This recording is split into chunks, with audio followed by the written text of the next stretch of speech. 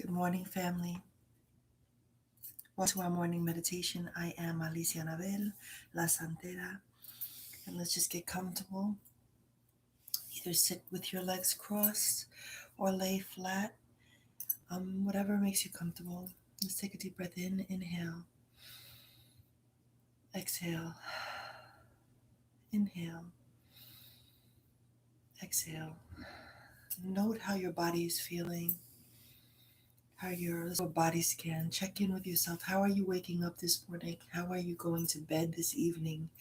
What is it that you're feeling, experiencing? Where are you holding any pain? Are you having issues with your gut? Where do you need to send love today? Are you having issues with your legs, your arms, your shoulders, your mind?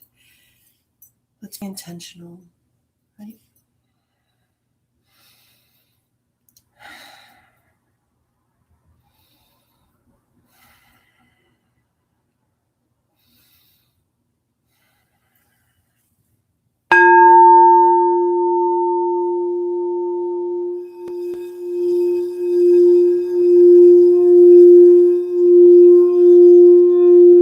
Inhale.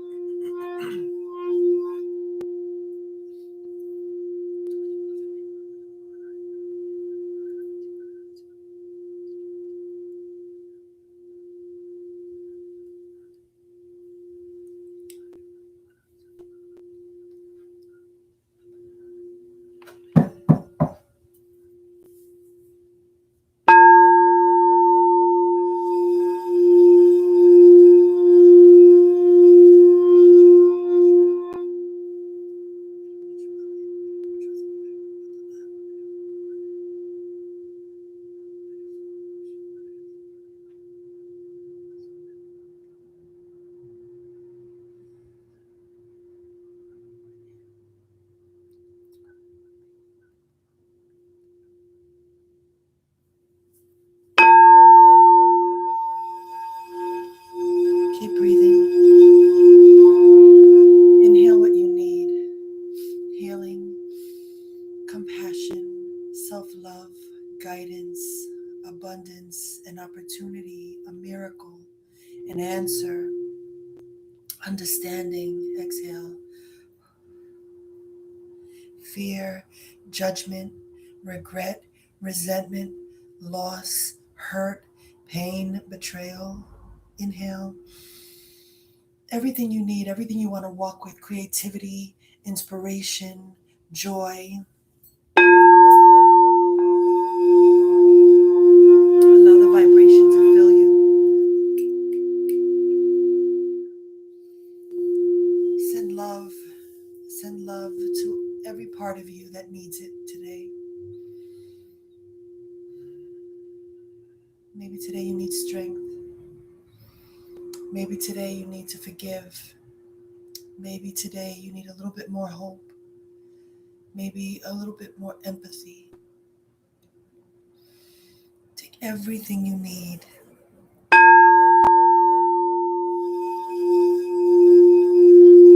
Keep breathing.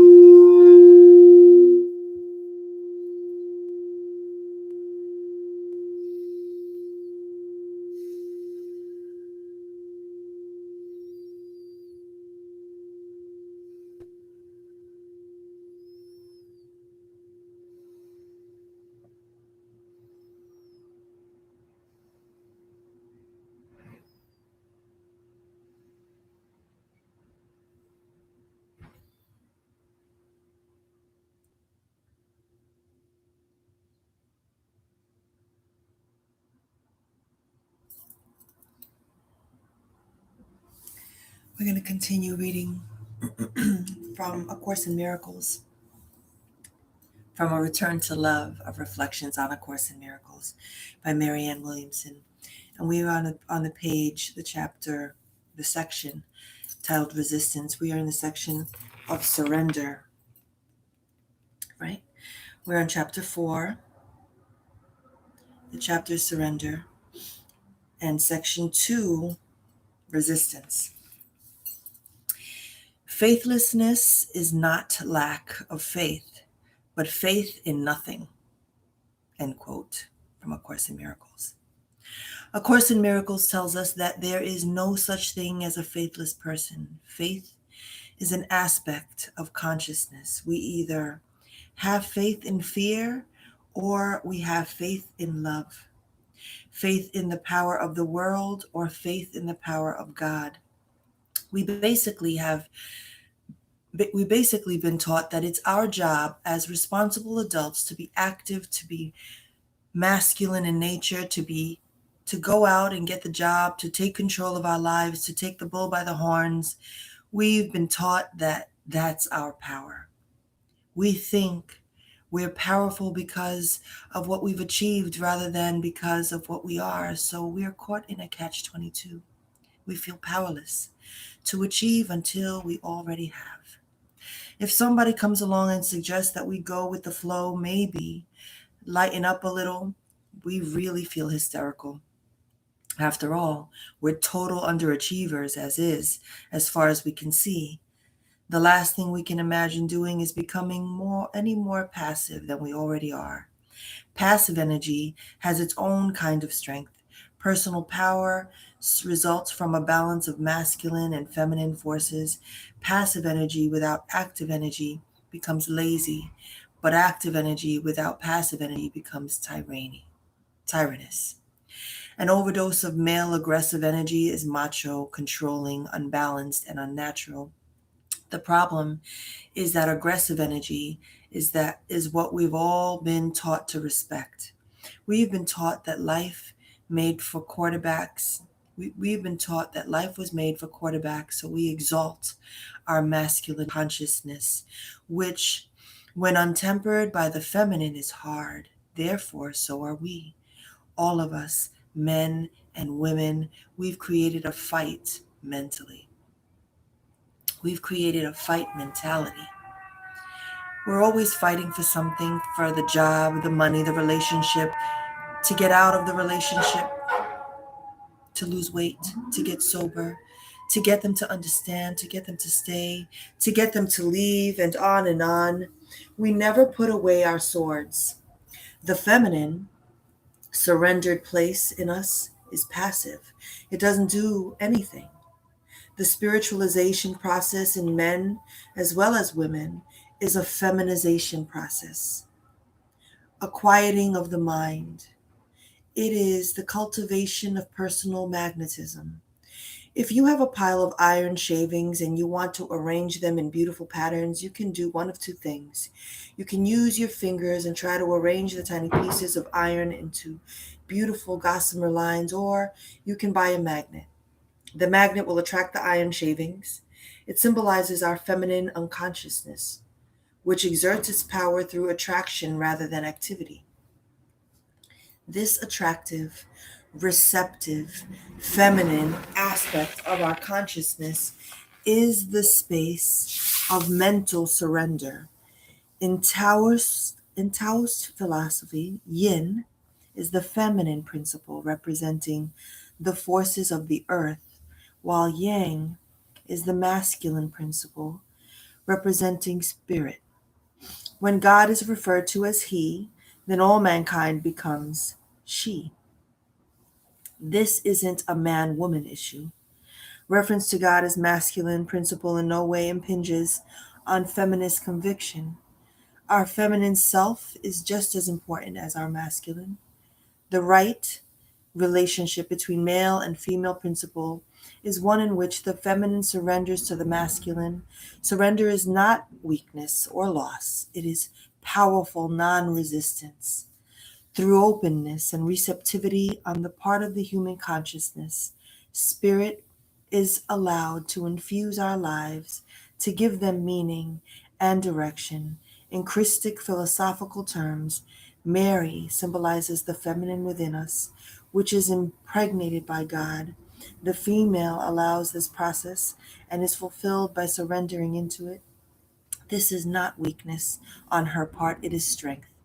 The Christ on earth, the Spirit on earth, is fathered by the universe and mothered by our humanness. Through a mystical connection between the human and the divine, we give birth to our higher self. 3, giving up results. This is surrendering our attachment to the outcome. Open quote, you will never lose your way, for God leads you. End quote, A Course in Miracles. When we surrender to God, to Spirit, to the universe, we surrender to something bigger than ourselves, to a universe that knows what it's doing. When we stop trying to control events, they fall into natural order, an order that works. We're at rest while a power much greater than our own takes over, and it does a much better job than we could have ever done. We learn to trust that the power that holds galaxies together can handle the circumstances of our relatively little lives. Surrender means, by definition, giving up attachment to results.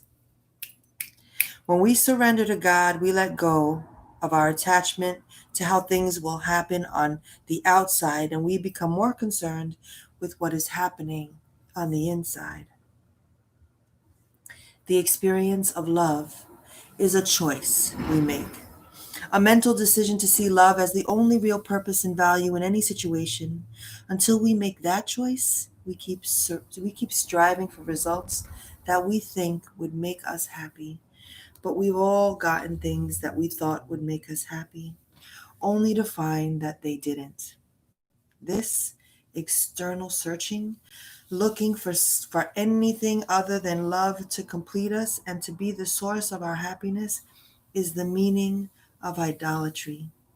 Money, sex, power, or any other worldly satisfaction offers just temporary relief from minor existential pain. God means love, and will means thought. God's will, then, is loving thought. God is the source of all good. Then the love within us is the source of all good. When we love, we are automatically placing ourselves within an attitudinal and behavioral context that leads to an unfoldment of events at the highest level. At the highest level of good for everyone involved.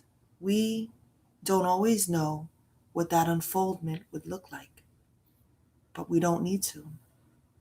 God will do his part if we do ours. Our only job in every situation is to merely let go of our resistance to love. What happens then is up to him. We have surrendered control. We are letting him lead. We have faith. He knows how. She knows how. They know how. There's a myth that some people are more faithful than others. A truer statement is that in some areas, some of us are more surrendered than others. We surrender to God first, of course, the things we don't really care that much about anyway. Some of us don't mind giving up our attachment to career goals, but there's no way we're going to surrender our romantic relationship, or vice versa. Everything we don't care that much about, fine, God can have it. But if it's really, really important, we think we better handle it ourselves. The truth is, of course, that the more important it is to us, the more important it is to surrender. That which is surrendered is taken care of best. To place something in the hands of God is to give it over mentally to the protection and care of the beneficence of the universe.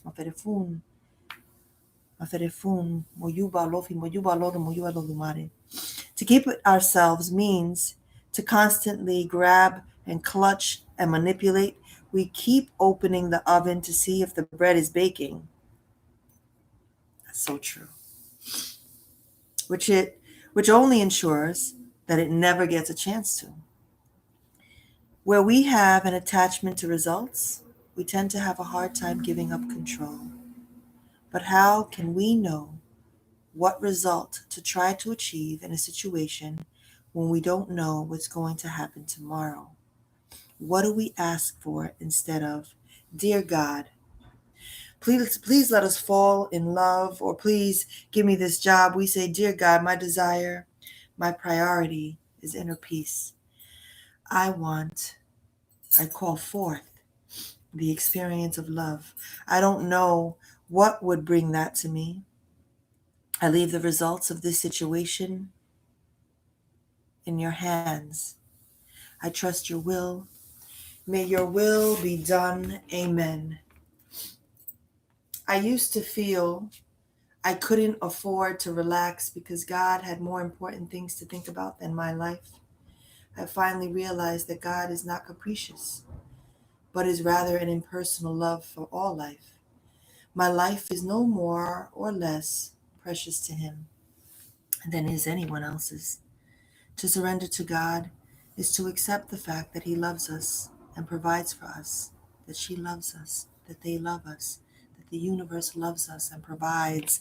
The universe loves us and provides. The universe loves us and provides. The universe loves me and provides. The universe loves me and provides. Repeat that. The universe loves me and provides. The universe loves me and mine and provides. The universe loves me and all of mine and provides. Because He loves and provides for all life. Surrender doesn't obstruct our power, it enhances it. God God is merely the love within us. So returning to Him is returning to ourselves for the surrendered life. Holy child of God, when will you learn that only holiness can content you and give you peace? A Course in Miracles.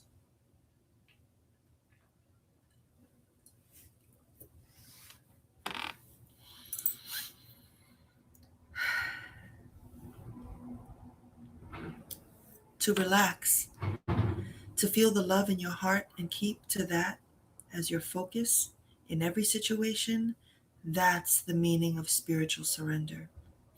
Let me repeat that. The surrendered life, what it looks like, is to relax, to feel the love in your heart, and to keep that love in your heart as the central focus in every situation. That's the meaning of spiritual surrender. It changes us. We become deeper, more attractive people. In Zen Buddhism, there's a concept called Zen mind or beginner's mind. They say that the mind should be like an empty rice bowl. If it's already full, then the universe can't fill it. If it's empty, it has room to receive. This means that when we think we have things already figured out, we're not teachable. Genuine insight can't dawn on a mind that's not open to receive it. Surrender is a process of emptying the mind. In the Christic tradition, this is the meaning of becoming as a little child. Little children don't think they know what things mean. In fact, they know they don't know. They ask someone older and wiser to explain things to them. We're like children who don't know but think we do. The wise person doesn't pretend to know what it's impossible to know. I don't know can be an empowering statement. When we go into a situation not knowing, there is something inside us which does. Which, with our conscious mind, we step back in order that a higher power within us can step forward and lead the way. We need less posturing and more genuine charisma. Charisma was originally a religious term, meaning of the spirit or inspired. It's about letting God's light shine through us. It's about a sparkle in people that money can't buy. It is an invisible energy with visible effects. To let go, to just love, is not to fade into the wallpaper, quite the contrary. Quite the contrary. It's when we truly become bright. We're letting our own light shine. We are meant to be this way. We are meant to shine. Look at small children. They are all so unique before they start trying to be, because they demonstrate the power of genuine humility.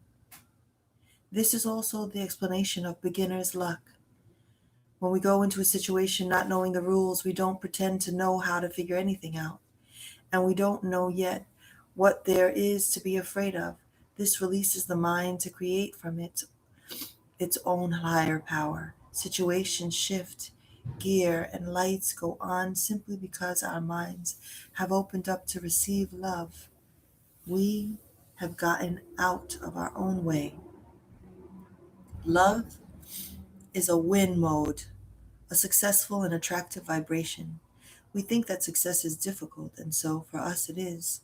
Success in life doesn't have to involve negative tension.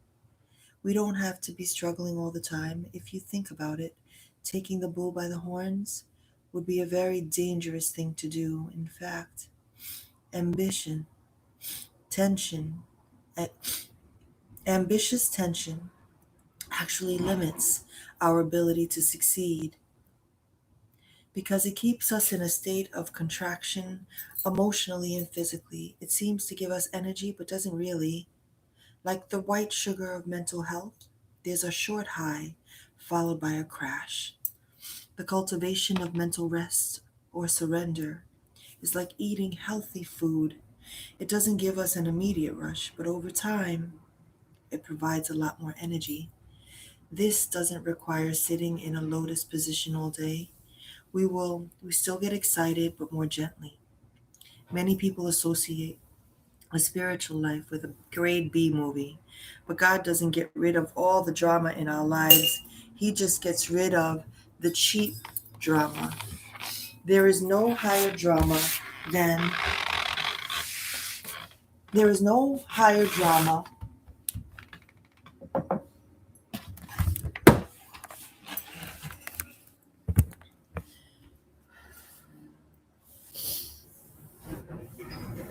Where am I? There is no higher drama than true personal growth. Nothing could be more genuinely dramatic than boys becoming real men and girls becoming real women. Something amazing happens when we surrender and just love.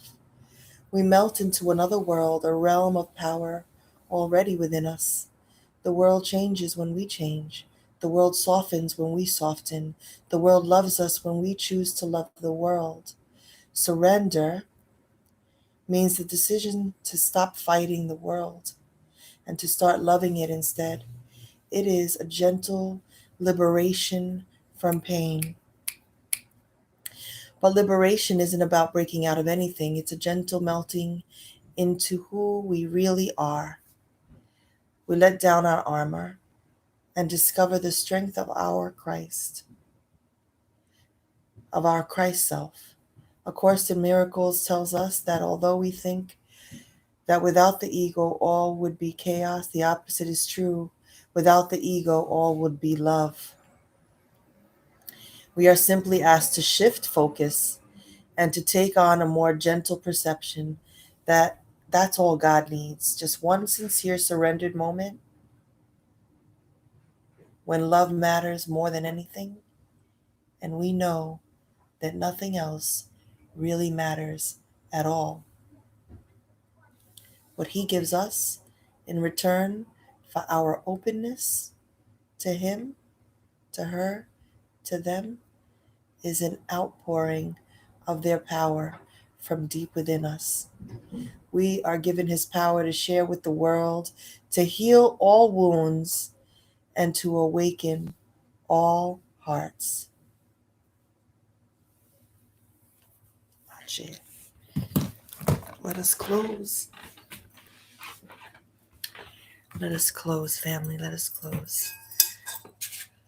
I am doing a 40-day sadhana, a 40-day kriya with the Brujas of Brooklyn. I offer a suggestion for those of you who want to work on gut intelligence, on gut health. So my gut needs to rest. My body needs to rest. So let us breathe. Let's close out. We are surrendering. We are surrendering everything. We are surrendering all worry. We are surrendering all pain. We are surrendering all fear. We are surrendering all attachment. Because when we surrender, we trust that the universe got us, that our spirit guides got us, that our ancestors got us, that our loas our Egun, our Ocha guide us. Our spirit guides, our guardian angels guide us. The universe provides. The universe provides. May you know you are loved. May you know you are provided for. May you know you are safe. May we continue to send love out to the world. May we continue to vibrate higher and higher and higher. What I wish for myself, I wish for you. I'm wishing you peace, love, and joy today and always. Ache, Amen, Namaste. And so it is. Have a magnificent day. Peace, family.